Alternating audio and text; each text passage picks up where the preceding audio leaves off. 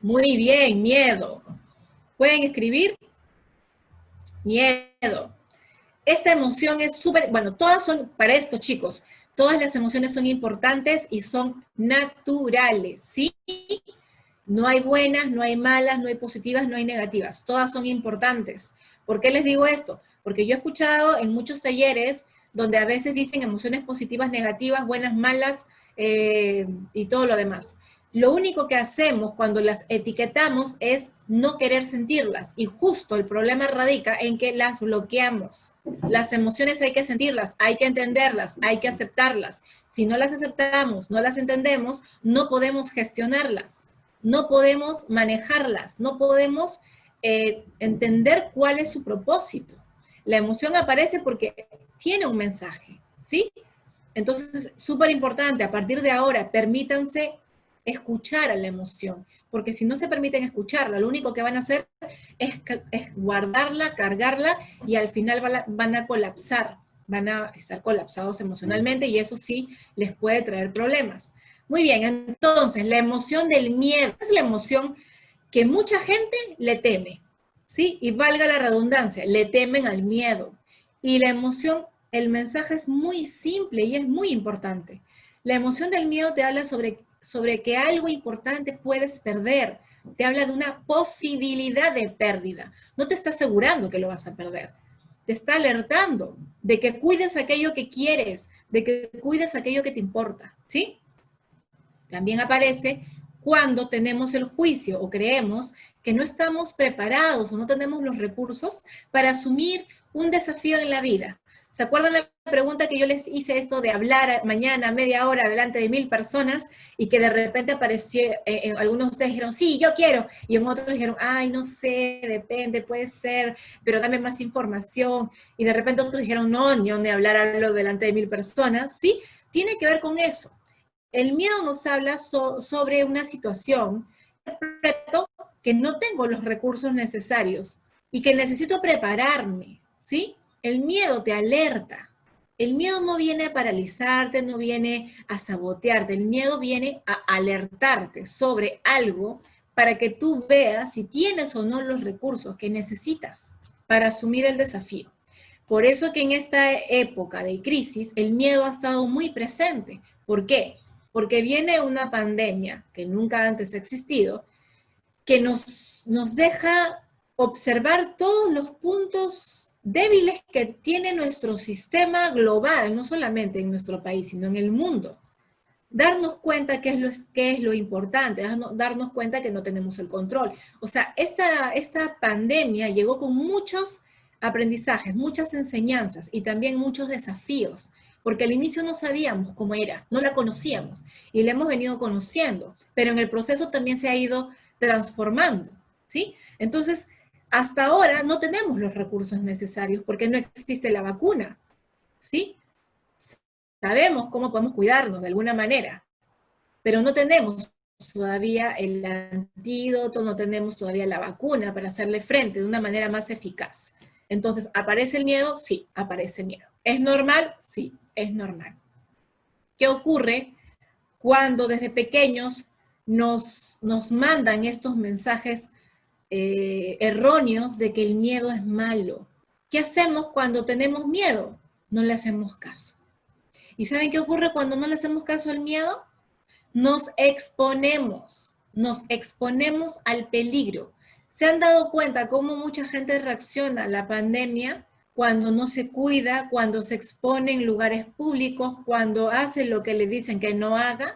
Es como no escucho el miedo. No, yo no tengo miedo, eso es para cobardes. A mí no me va a pasar nada. Y nos exponemos a un peligro, ¿sí? Entonces, socialmente, ¿quién se permite expresar el miedo en la edad adulta? ¿El hombre o la mujer? Esto es para observar, no es para juzgar, es para observar, ¿sí? ¿A quién? ¿A quién se le permite más expresar? Me van poniendo mientras yo les comento algo. ¿Ustedes sabían que el seguro de vida para hombres es un 25% más caro que el seguro de vida para mujeres en la misma edad y bajo las mismas condiciones? ¿Sabían eso? ¿Sabían? A ver, ¿quién me dice?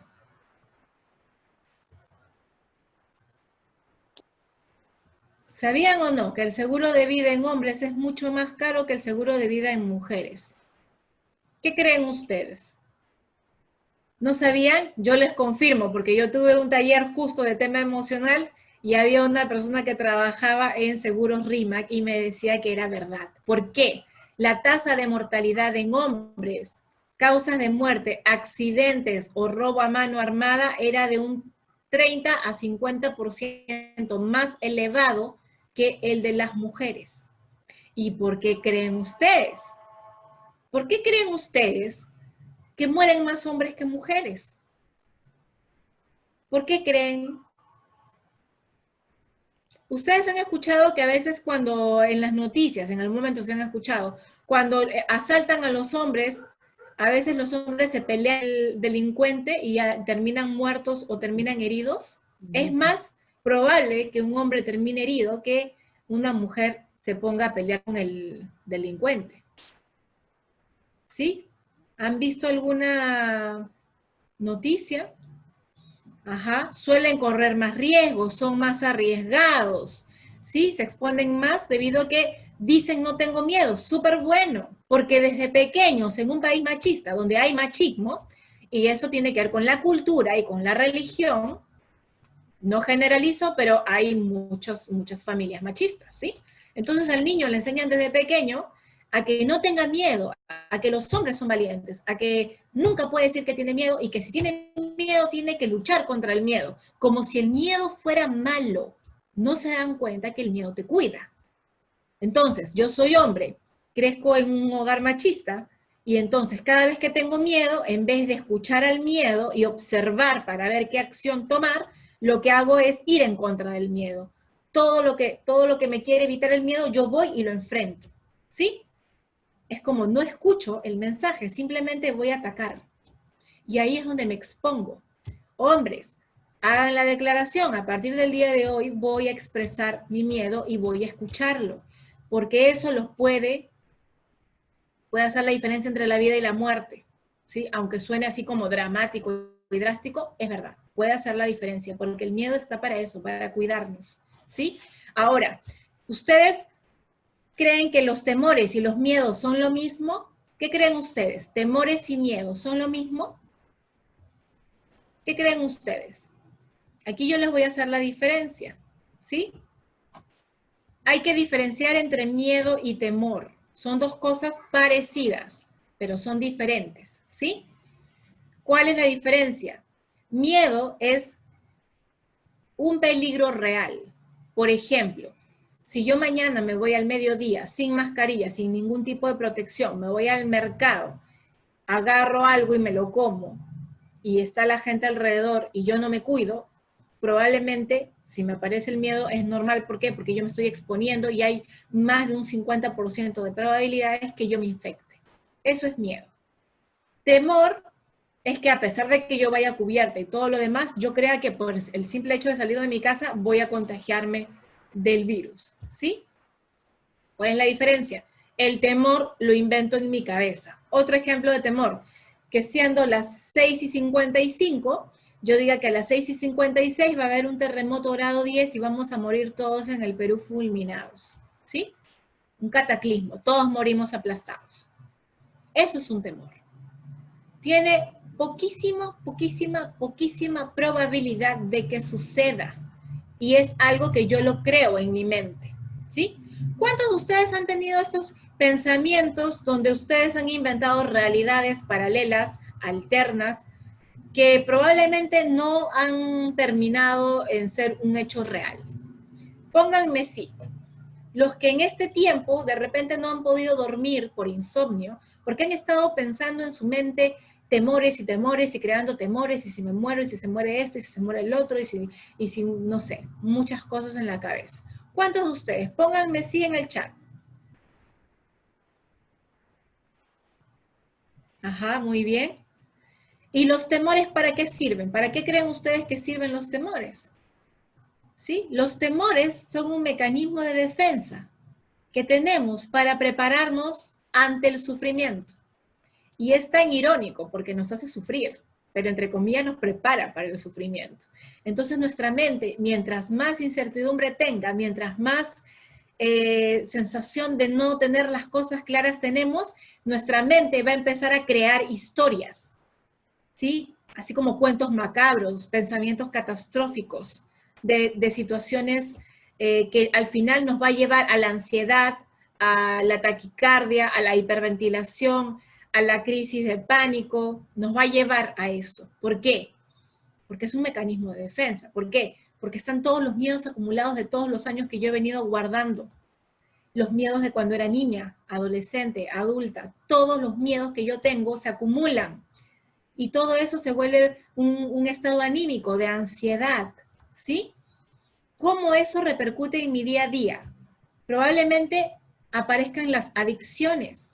Si a alguno de ustedes le ha aparecido alguna adicción, tiene que ver con esta sensación de ansiedad, de querer desconectarme de la realidad para poder sobreponerme ante la situación. Necesito una distracción. Las adicciones son una distracción. Es como mi pase libre a sentirme bien en un momento que no me siento bien.